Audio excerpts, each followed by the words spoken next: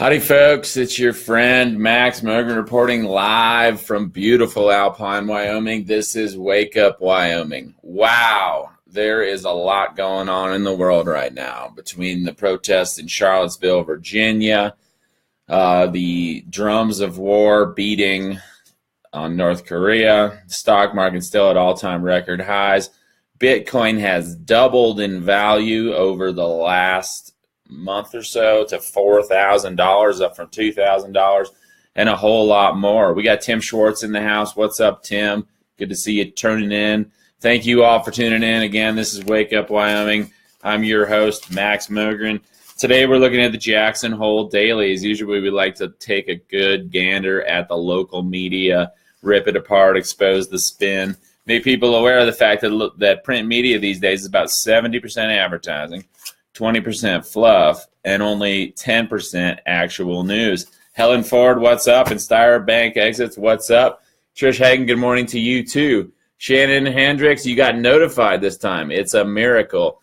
As you can see there, our lead story today, the power of local social media revealed. Okay, this is important. There's a local issue here that's really making the rounds, and it's about this local outfitter who has been abusing his horses, actually murdering horses, apparently, from the sound of it.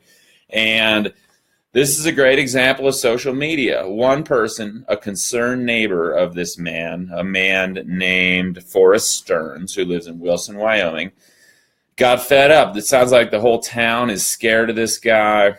I'm not, but all of Wilson is. He's a pretty powerful, influential old boy citizen, and he's been torturing and killing his own animals for quite a while.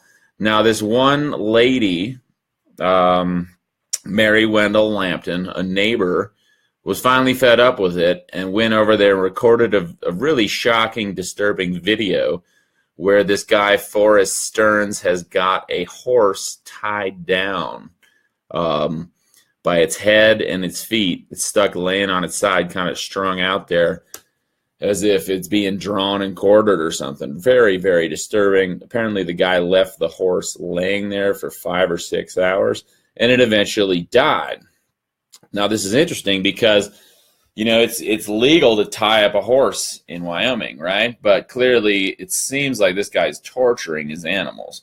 And she went over there, recorded this guy, put it up on social media. Now the local media has picked it up after who knows how long, definitely years, perhaps decades of this guy abusing horses. There's finally going to be some justice on this. And to give you an idea of what we're up against and the power of social media, a letter here. Somebody, you know, immediately after this video broke, people started a group called Justice for the Horses of Stearns Outfitters, Wyoming. And this one letter, you know, the video's gotten over 50,000 views. This letter from the woman, Mary Wendell Lampton, that she wrote on August 11th has over 107 shares. I just shared it on my own personal page. But this gives you an idea of the kind of evil that can be stopped through exposure on local social media, right? If Mary Wendell Lampton didn't get up the guts to go over there and film this guy and put it up, nobody would know. This guy would still be doing this shit. But get this, I have to take you back about 2 years. I will offer, this is a letter from Mary Wendell Lampton she published online. It's been shared by quite a few people. I will offer up secondhand testimony of what I heard 2 years ago through a number of my neighbors who witnessed it firsthand. I did see the dead mule myself. Prepare yourself. The mule's hind legs were hog-tied and attached to something like a fence post. Thick chain was wound around the mule's torso and front legs, then attached to his truck, Forrest Stearns' truck. Forrest then drove off, pulling the mule's back hip out of socket and perhaps breaking it as well. The mule was then cut loose and left laying on the ground. My neighbor said to me at the time between sobs, "Then I couldn't understand. He fed the mule while it lay on the ground. Why would he do that to the mule, you know, tying it up to a fence, dislocating its hips with a chain, and then take care of it? I'll tell you why," I told her. While I was surprised the mule could eat through shock and pain, she said it eventually did. Horses and mules don't eat lying down for a reason. When you feed a horse lying down, it colics. Its guts twist, and left unattended, it is sure death. But it's not just death, it's an absolutely excruciating death. Forrest covered the mule with a tarp and left it with the loud pelting of rain under a steamy tarp for 2 to 3 days while it died an agonizing death. Quite a few people witnessed this. Be that mule for a minute, with the excruciating pain of a limb out of socket and guts twisting, two things that cause the greatest amount of physical pain we know of, then dying alone under a tarp. It goes on and on. But the key thing to understand here, what's really disturbing, this guy, Forrest Stearns, can probably collect insurance money on the animals he kills, right? If a animal dies of colic, that's covered, right? So this horse that recently died of a heart attack while it was tied up on its side for 5 or 6 hours, kind of stretched out there. I wonder if Stearns Outfitters is collecting insurance money on these animals, and the reason he's killing them in this manner is so he can get the money. Anyway, that's the story. Jonathan Rainey asked, what are the local social media sites? Well, Facebook. I mean, this story broke on Facebook. A local woman, brave local woman, finally stood up to this guy who has got a history of disturbing activities. Most notably, back in the 1970s, he actually lassoed an African-American man riding a bicycle down Teton Pass. That case went all the way to the Supreme Court.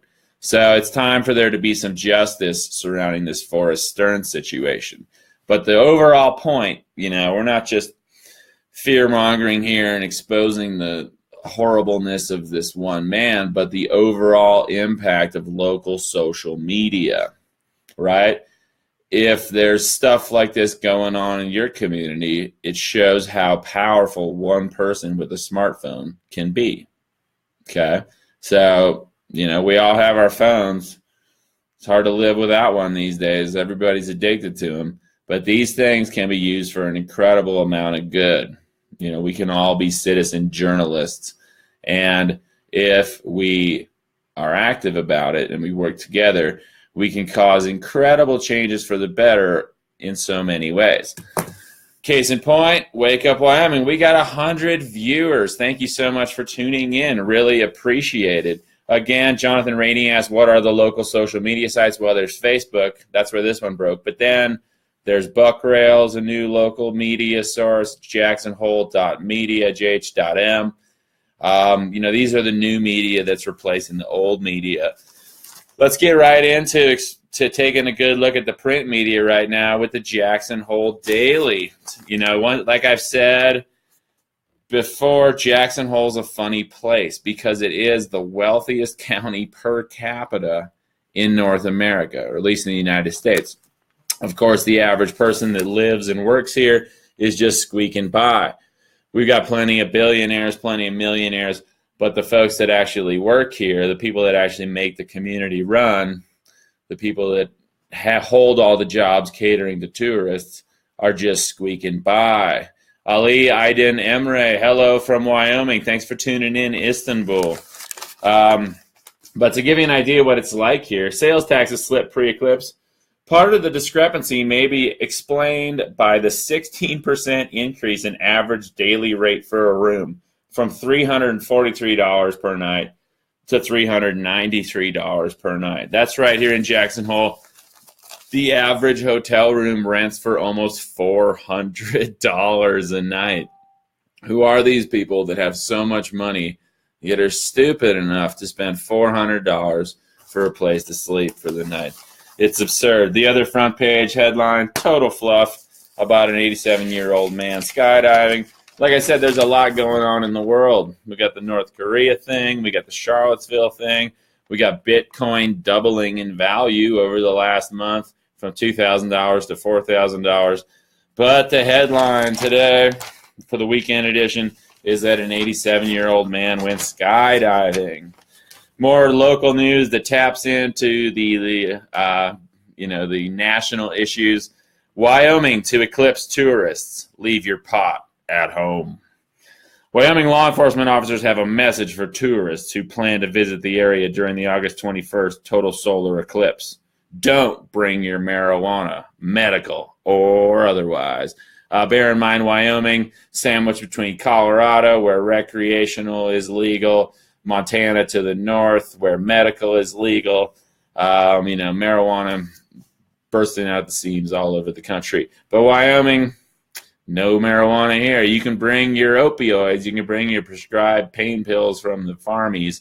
And you can bring your booze. You can binge drink all day long. But heaven forbid you bring some cannabis edibles or fire up a joint while you're enjoying the eclipse. In a press release from the Wyoming Association of Sheriffs and Chiefs of Police sent out Friday, Executive Director Byron Odekoven said the state's marijuana laws will be strictly enforced during the eclipse. Medical marijuana is not legal in Wyoming, and even if you had a card from another state, it is still illegal to possess marijuana in Wyoming, he said. If you are caught with any controlled substances, you will be charged with a misdemeanor or felony drug offense, depending how much of that substance you have in your possession. Blah, blah, blah. So they're estimating 250,000 visitors to Wyoming during the eclipse. To put that into perspective, the total population of the state of Wyoming is about 500,000 people. So we're going to have a 50% increase in the state population during this eclipse. Law enforcement's going to be stressed, right? I wouldn't be surprised if some crazy shit goes down during the eclipse. Local bank robberies and stuff. But it's important to note, while we're on the topic of drugs, according to RT USA, opioid deaths in the U.S. break a new record, according to government data that's published on August 9th, 2017.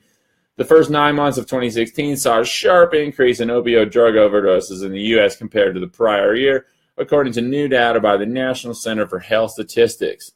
The government is struggling to respond to the crisis.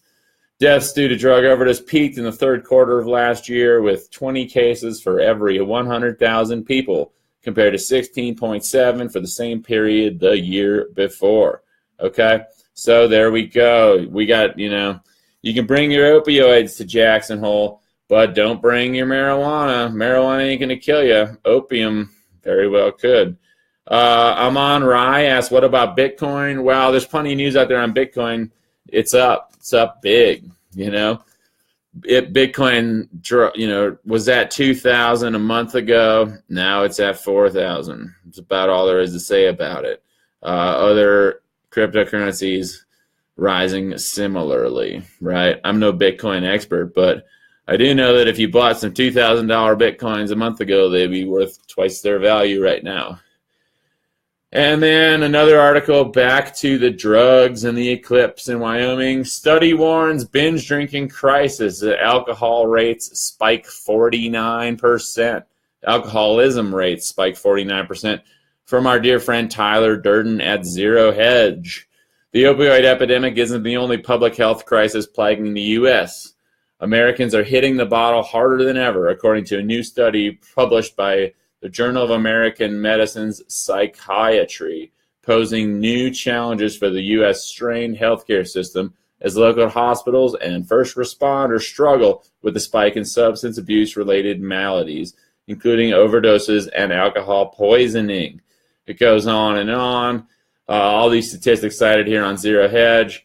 The rates of high-risk drinking increased by 30%, with women and minorities again registering the biggest gains. The prevalence of 12-month high-risk drinking increased significantly between 2001 and 2013, from 9.7% to 12.6% of the total population. Okay, that's a 30% increase. It goes on and on. So interesting to see, marijuana still demonized. It's funny, I have a friend who was recently busted for possession of a very, very, very small amount of marijuana.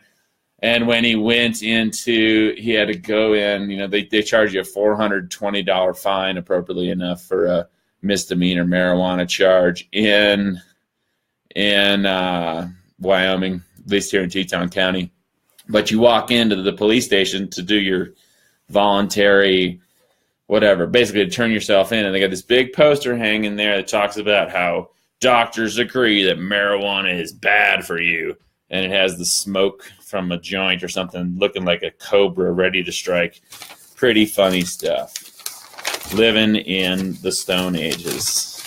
Moving along to the opinion piece, we got the drums of war pounding here in the Jackson Hole Daily. And that, I don't really know much to say about it. David Ignatius teeing off there, giving people all this info about the military option Oak Plan 5027, a compendium of logistical details, but its basic premise is simple. The U.S. will fight alongside South Korea to gain control of the peninsula, and the Pentagon will need nearly 2 months to transport needed soldiers and equipment. Blah, blah, blah.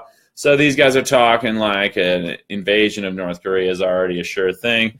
Some nice fear-mongering and Trump bashing there in the political cartoon. It shows a Russian missile hitting the Capitol, and Trump gives a speech in front of the destroyed building. Thank you, Putin, for reducing the size of government. Okay. Fear-mongering. Daniel Reichert, you have to go fertilize your plants. Have fun with that, brother. Later to you, too. Pat Buchanan asking for the Creator Syndicate, is the American empire worth the price of a nuclear war?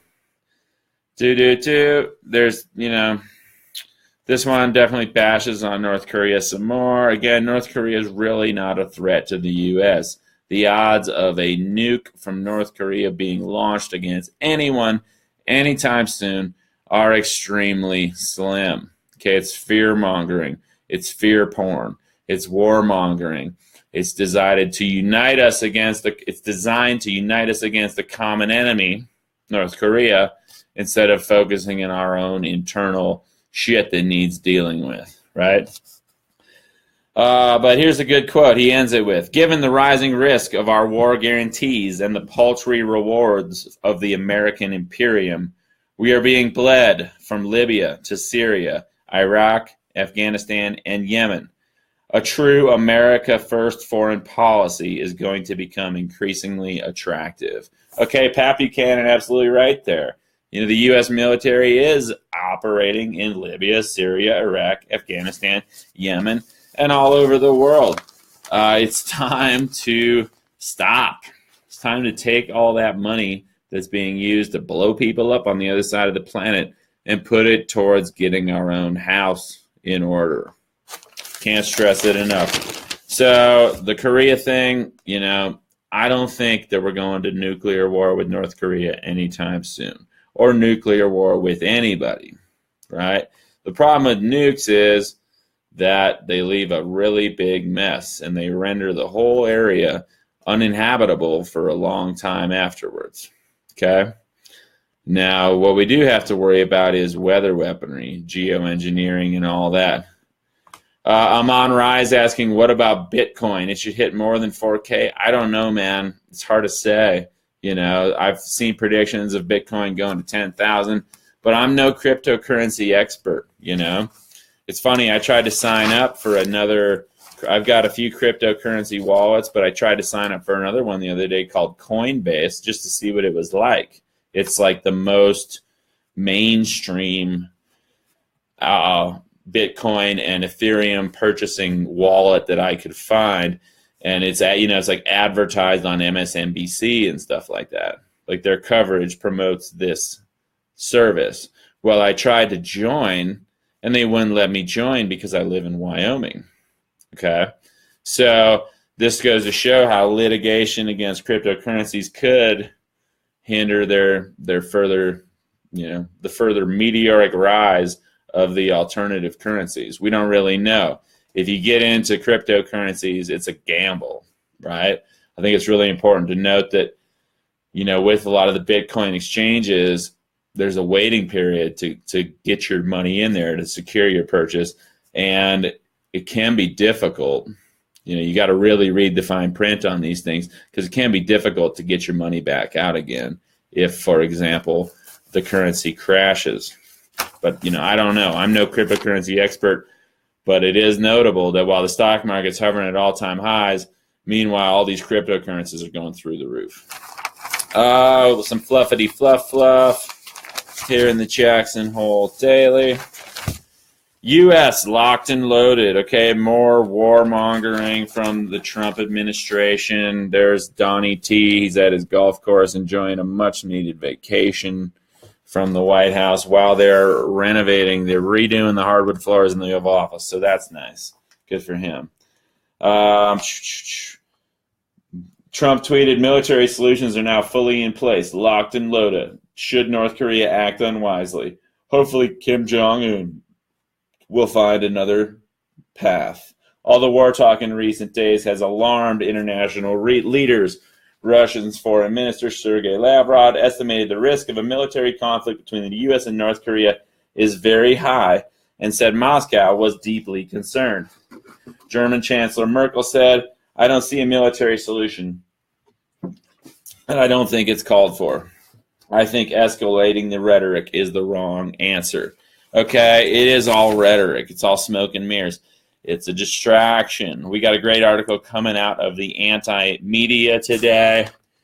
5 stories you've missed while the media is obsessed with hyping the North Korea war. Okay? 5 quick stories here. I'm just going to give you the outline here by Carrie Wedler, August 11th, 4 p.m. This week, many Americans are more terrified of North Korea than usual, with some scrambling to buy supplies in case of a nuclear apocalypse, as at least one government offers advice to residents on how to survive a blast. Though Americans are unsure about Trump's approach to North Korea, a majority agree that the country is a serious threat, as much as the media repeatedly hammers home just how dangerous the situation has become. Blah, blah, blah. But amid the round-the-clock coverage and threats hurled, these stories continue to break.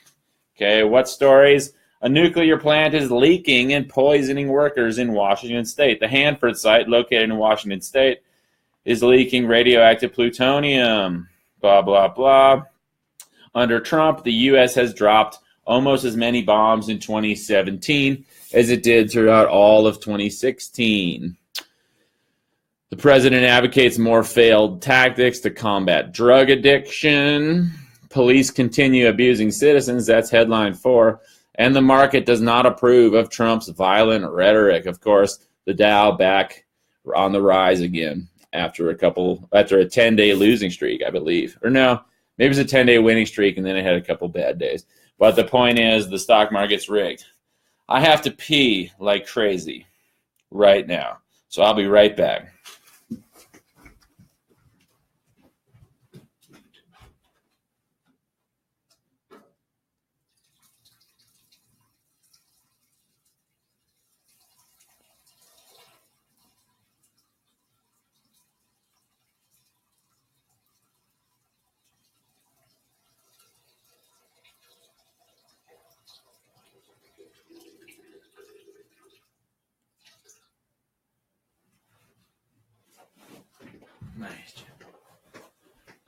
Thank you all for bearing with me. That is a much-needed sense of relief. Thank you, thank you, thank you. We're back. Thanks for all the comments.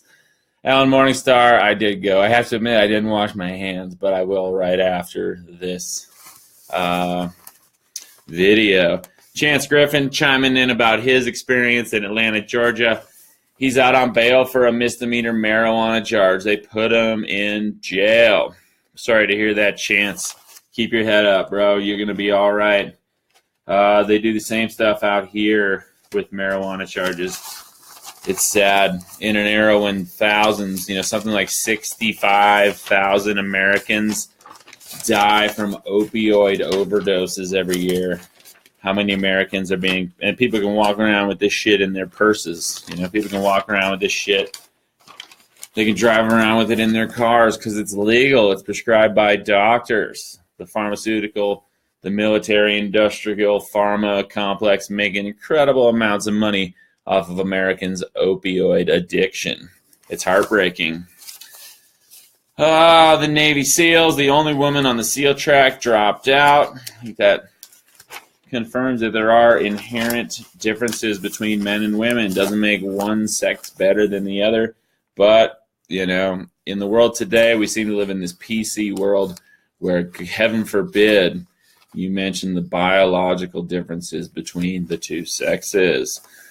Moving along, Nobel winners to Saudi king halt 14 executions. Okay, they're going to execute 14 protesters in Saudi Arabia. Our hearts go out to those people.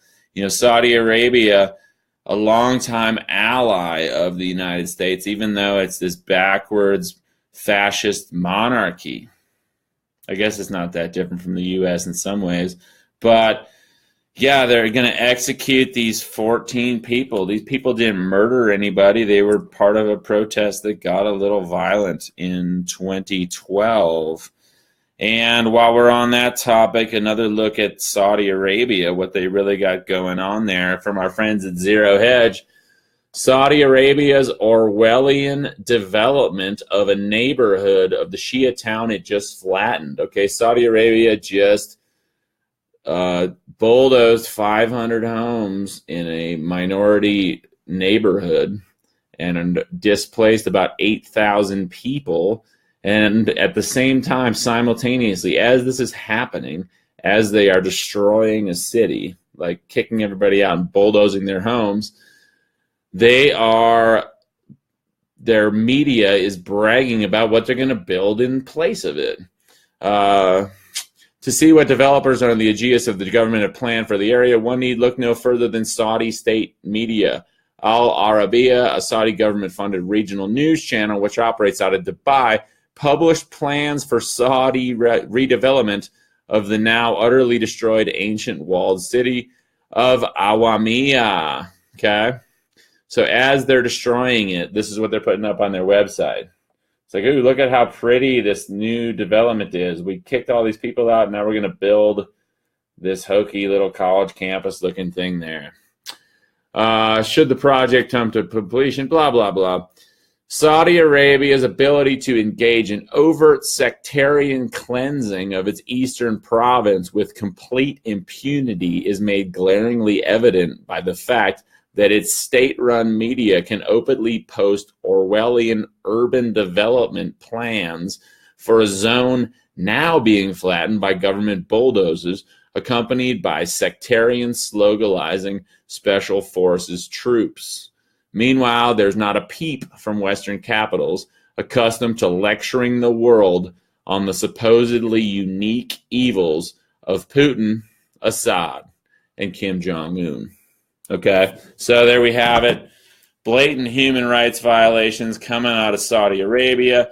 They are going to execute 14 protesters soon, unless these Nobel laureates' voices are heard and they stop it. And they currently are bulldozing a city, evicting thousands of people, and then simultaneously they're showing us how great the new thing they're going to build is there. So there we go. Here we have your classic not war. Your classic not news. World War II vet to return flag to family of fallen foe. Okay. One guy is taking a flag over to Japan that he stole off of a dead Japanese soldier back in the 40s, and he's giving it to the family. Okay, it's not news. In the world today, there's a lot of real important shit going on, and it's not news. But what does this do?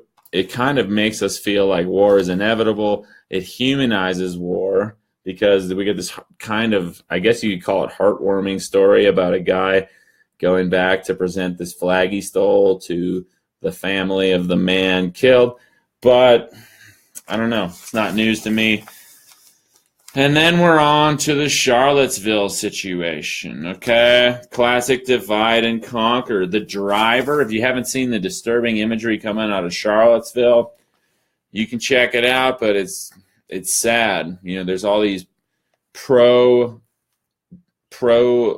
what would you call it? There's all these white power demonstrators there apparently facing off with these anti-racism protesters, and it's a big shit show. Okay, there's armed militias in the streets. Like, it's hard to even make sense of the situation. But basically, there's a bunch of people supporting the Nazis and the Klan. There's a bunch of people supporting Black Lives Matter and, more noble causes like that. And then there's the police in full riot gear. And then there are these independent militias who, some of these guys are wearing the Confederate flag patch. So you got the militias, you got the cops, you got the white power protesters, and you got the Black Lives Matter protesters. It's a big shitstorm out there in Charlottesville, Virginia. The guy from Ohio who drove a Dodge Challenger into a crowd of people has been identified as James Alex Field Jr., a 20-year-old from Ohio. I actually took the time to find Mr. Fields on Facebook this morning. Somebody's posted, while he's apparently in jail for this, somebody's posting updates to his account. So that's interesting. Check him out on Facebook. I wouldn't be surprised if that profile gets pulled before too long. James Alex Field Jr., a veteran of the U.S. Army. James Alex Field Jr.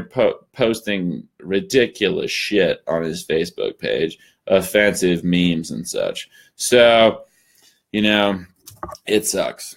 But I have to say that, dividing Americans based on race, right? This, the whole reason this Unite the Right protest down in Virginia had got started was because there was a push to remove a statue of Robert E. Lee riding a horse from a public park. Okay? These are the ways that these racial issues are brought up to divide us and conquer us.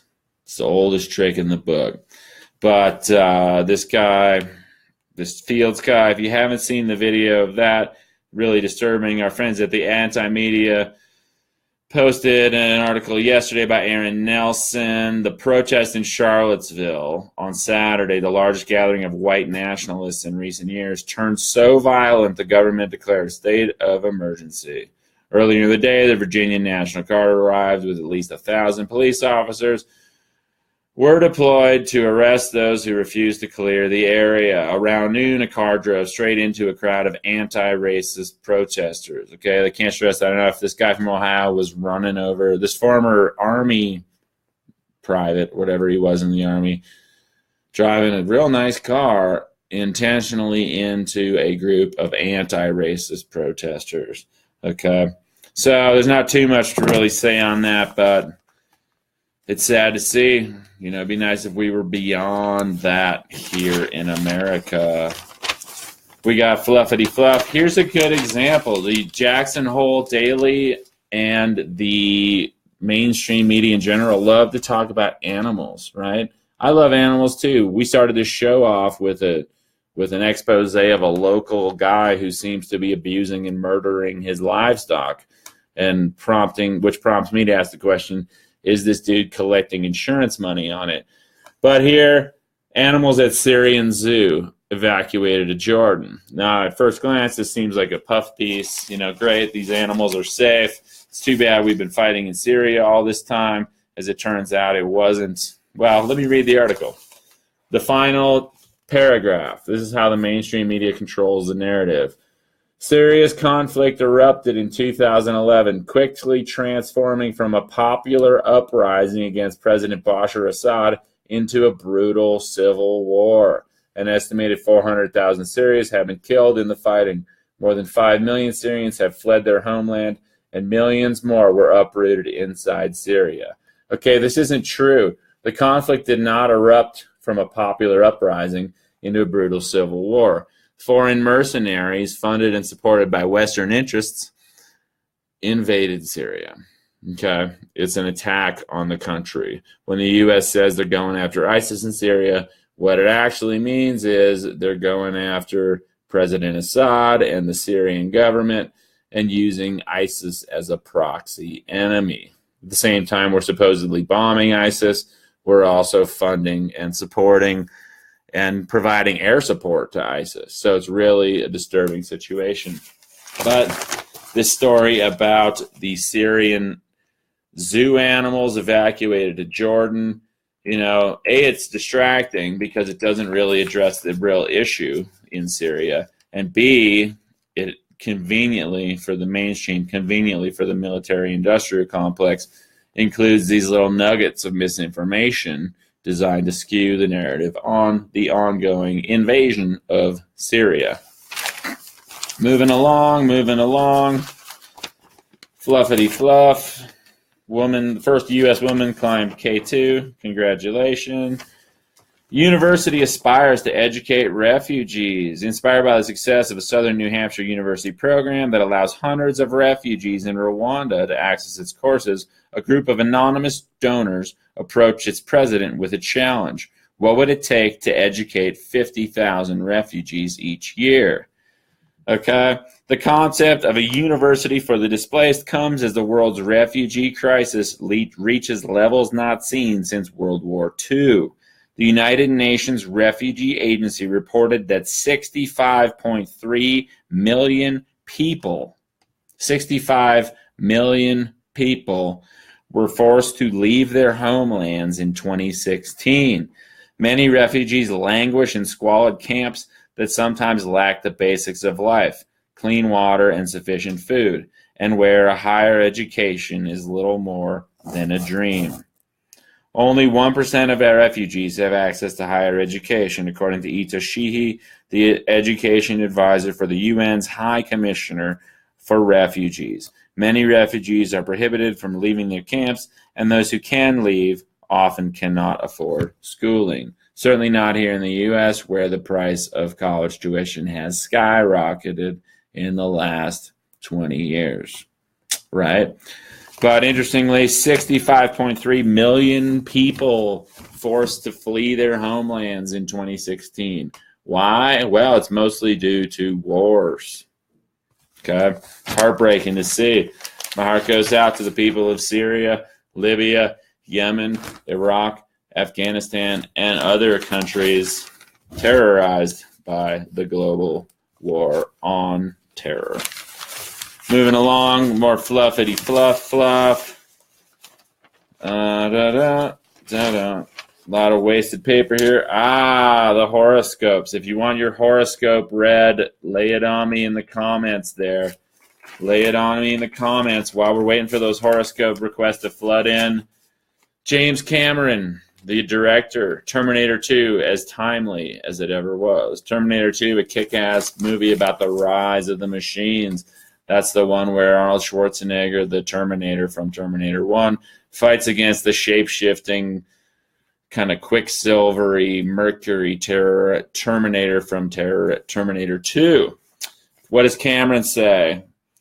Terminator 2 is back in the box office. I think the film is as timely as it ever was, probably more so, less on the nuclear side and more on the AI side in dealing with our relationship with our own technology, Cameron said Thursday. How do we really stand the possibility of making ourselves obsolete? I think that we have to be on guard and constantly aware, he said. So whether it's climate change or the threat of AI potentially replacing us or rapidly altering our world in a negative outcome for humans, or whether it's nuclear warfare, these are things we need to be constantly vigilant about, says James Cameron, the director. If you haven't seen his movie Avatar, it's a pretty kick-ass movie.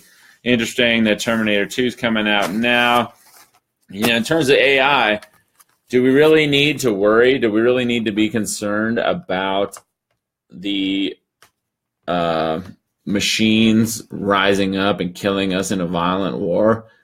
I don't really think so. I think we need to be more concerned about us doing that to ourselves.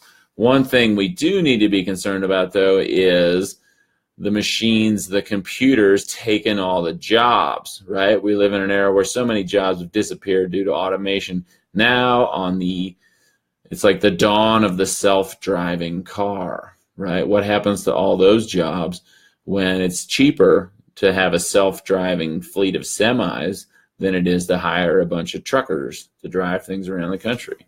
What happens to all the taxi drivers when the self-driving car makes it so much more profitable for the owner of the company to employ self-driving cars than to employ actual drivers? Well, there's an interesting little article here in the, let's see, this is actually interesting, on CNBC of all places. Silicon Valley Titans, sorry, it's reloading. Silicon Valley Titans support free cash handouts for Americans. This came out on Wednesday, August 9th. One by one, some of the biggest names in tech are publicly supporting the idea of giving cash handouts to all Americans. The latest is self-made multimillionaire Stuart Butterfield, the CEO and co-founder of the workplace chat program Slack. He joins Tesla and SpaceX CEO Elon Musk, Facebook CEO Mark Zuckerberg, and Y Combinator president Sam Altman, who all say society will both need and benefit from Universal Basic Income, UBI, a guaranteed cash payout given to every resident irrespective of employment status. Stuart Butterfield quoted as saying, "I don't even think it has to be much, but giving people even a very small safety net would unlock a huge amount of entrepreneurialism." Okay, it goes on and on. So the notion of universal income, I think that they've approved that in Switzerland recently. I've mentioned it here on the show when talking about the QE infinity, the quantitative easing to infinity and beyond programs of the Federal Reserve, where they magically conjure up $85 billion a month. They've been doing it since 2009. What do they do with that money? Well, they give about $45 billion to the U.S. government to fund deficit spending, and they give the other $40 billion to the big banks, the big corporations, to prop up the stock market. That's why the stock market's at all-time record highs, while the average American citizen is just squeaking by, right? To put that into perspective, $85 billion a month is enough money to give every American citizen a check for about $250 a month. Right? What would happen if instead of all this money being gifted to the military-industrial complex, being gifted to the big banks, the big corporations, what would happen if they just put it into the hands of the American citizens and said, here you go, we're printing this shit up anyway. Why don't you use it to boost the economy? Right? Well, if there was an extra $250 in every American's pocket every month, they'd spend it, and the economy would flourish. Of course, our amount of imports would probably go up to a crazy level too, and a lot of people would spend their money on dumb shit like wakeboard boats and RVs and those Razor side-by-sides and just stupid things. So how's that saying go? With great power comes great responsibility. Into horoscopes. Daniel Reichert looking for Pisces. Shannon Wendricks looking for Libra. And anybody else want one? Nope, that's it. All right, Pisces. 3-star day. You might want to defer any social planning to someone else for now. You could sense that you are walking right into a disagreement with a friend or loved one.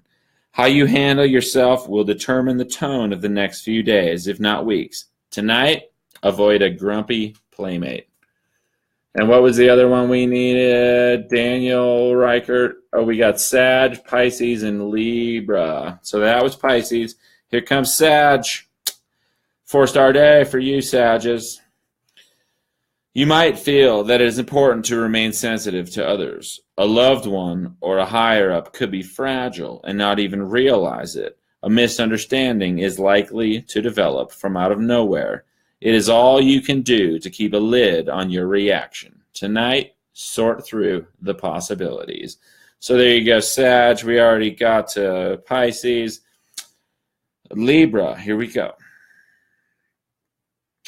3-star day for you, Shannon. You will want to listen to what others are sharing. Even if you disagree, you still need to open your ears. Be aware of others' views and judgments. Your high optimism allows you to get past the problem and kick back. You help lighten others' moods. That's for sure, Shannon. Thanks for tuning in today. Tonight, be spontaneous. Okay, moving along. We got all this. Oh, somebody wants Virgo, Gemini, and Aries, and Capricorn. Jeez Louise, peeps. All right, I'm doing them all because you're here. Again, I'm no astrologer.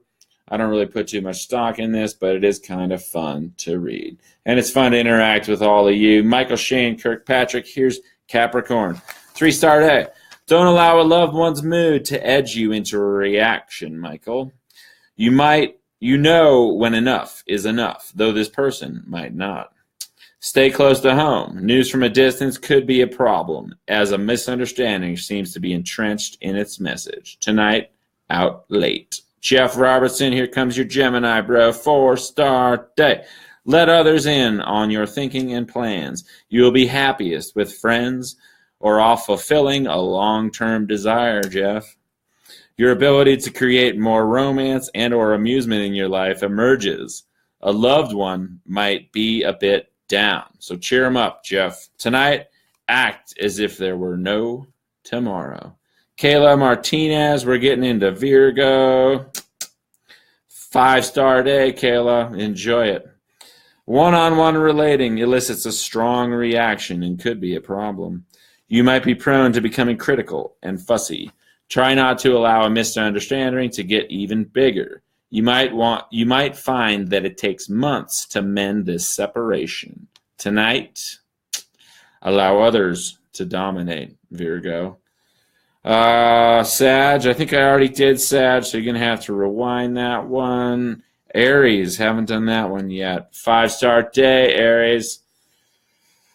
You have an abundant amount of energy. Visit with loved ones and make time for conversations that day-to-day life does not permit. Make plans to meet some rowdy friends in the evening. Wherever you are likely to have a great time. Tonight, enjoy those around you. All right, there we go. That's enough horoscopes for me for one day. Thank you all for tuning in. Yeah, that's it. Michael Shane Kirkpatrick says at least there's only 12. Right. I might have to revise. I mean, I love reading the horoscopes for y'all. I really do. And by the way, if I miss your comment, it's because a lot of your comments don't show up in my feed. I can't stress that enough.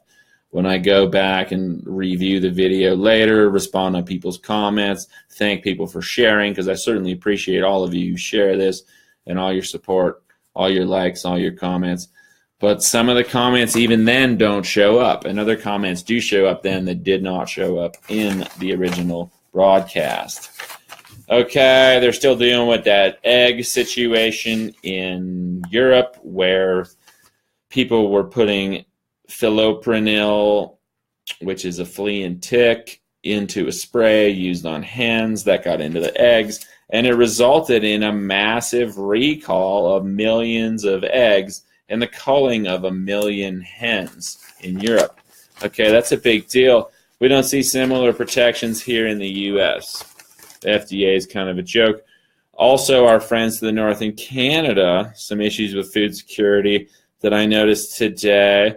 They've been eating GMO salmon in Canada without really any notice of it. Coming from the telegraph.co.uk. News. Published August 9th by Christopher Gully in Ottawa. Canadians unknowingly eating GM food. Canada has become the first country where a genetically modified animal is sold for human consumption, and Canadians may have unwittingly been eating it over the past year. In its latest earnings statement, Aqua Bounty Technologies Incorporated, a U.S.-based biotech company that holds the license to produce the GM fish at a hatchery in the Canadian province of Prince Edward Island, reported that about 4.5 tons of their GMO salmon have been sold in Canada in the second quarter of 2017. Goes on and on. So that's not very much, 4.5 tons, but important to note that while European countries seem to do a pretty good job of defending the food freedom and the health of their populace, here in the U.S. and Canada, especially the U.S., we don't really know what we're eating sometimes. And what do you get? Well, you can get that cheap bleached GMO glyphosate-drenched bread at the grocery store for $1 or $2. But if you want a loaf of the stuff that's definitely not going to kill you, it's going to cost you $4 or $5, right? The food that's safe, the food that's healthy, costs so much more here in the U.S. More fluffity duff. Of course, we got more animals here.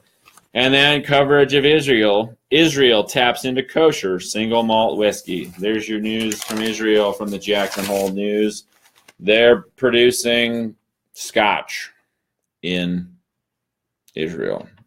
Who cares? Not news. If you want some real news out of Palestine, which is arguably what Israel is, right? Palestine lost 96% of their land over the course of the last few decades. Well, shoot, I don't have it here. Oh, wait, here we go. From the anti-media. Nearly 2 million people in the Gaza Strip are now without power. Coming out of Mint Press News Desk, 2 million inhabitants of the Gaza Strip under the dual thumbs of Israel and the Palestinian Authority have faced waves of military destruction along with enforced shortages of basic goods and services. Israel, at the authorities' request, has cut off most of Gaza's electricity as well. So, that's your real news out of Israel. 2 million people without power. Kind of a big deal. Certainly a bigger deal than the fact that somebody, some private company, is bottling scotch in Israel. Who gives a fuck? Nobody. Then we're into the fluffity duff. We got ads for days. Again, this paper, like most papers, well, this paper even more so than most papers, is all advertising. Of course, we must devote a full page, however many trees killed, to the cable TV listings, since it is so difficult for people to figure out what's on TV, you know? So difficult to figure out what's on TV in the era of the internet, the smartphone, and satellite TV. Make it real easy for the one person that probably takes this and hangs it up on their fridge or sets it on their coffee table so they can follow all their shows. Then we're into the classifieds. As usual, we got 7 to 8 pages of jobs listed here in Jackson. But, of course, there's no place affordable to live. And I'm tired of this. I'm tired of the news for today. I'm going to go out and have some fun. Again, for those that are locally watching, the big meeting about the Jackson Hole River Parks project is Tuesday. Whether or not you can make it, please send your comments either for or against the proposed Whitewater Park and Public Park, 35-acre public park in the South Park region, just upstream of the South Park Bridge, to commissioners at tetonyo.org. That's a local issue that I've really chosen to focus on. Also, again, we started off the power of social media revealed, especially at the local level. I can't stress it enough. It really works. And we have a prime example of that locally with the brave efforts of Wilsonites and other residents of the Jackson Hole region who have banded together against a man who clearly seems to be abusing and murdering his horses. Forrest Stearns, outfitter. And again, the way he's killing these animals seems like it would be covered by his insurance policy. So let's look into that. Keep the word out. Keep your stick on the ice, as they say. I got to get out of here. I got to go have some fun, get outside. Between doing the show, following the news, and then I spent like 20 hours writing this article, I'm pretty cooked. Probably take the day off tomorrow, but we'll be back at you Tuesday morning with Wake Up Wyoming. Live, perhaps, from the Teton County Commissioners meeting, 9 a.m., downtown Jackson, Wyoming. So, thank you all for tuning in. We still got 43 viewers at the end of this. I apologize if it's not my best broadcast ever. I'm trying my best. You can see I'm wearing my Washington Bullets jersey today. I found this one in a barn in rural Minnesota in about 1999. Interestingly, they're now called the Washington Wizards. But kind of surprising that throughout the early 90s, mid-90s, back at a time when this team, this is sports for today, was home to one of the most controversial players in the history of the game, the folks in D.C. decided to name the team for D.C. the Bullets. In the midst of the Bloods versus Crips gang war, a very popular jersey, the Bullets jersey, with the red, the white, and the blue. Makes you think. Anyway, I'm out of here. I'm signing off. Y'all take care. Stay positive, stay active, stay informed, stay aware, stay hopeful. Because if you don't got hope, you got nothing. But at the same time, don't sugarcoat it. Just tell it like it is. Y'all take care. One love. Peace.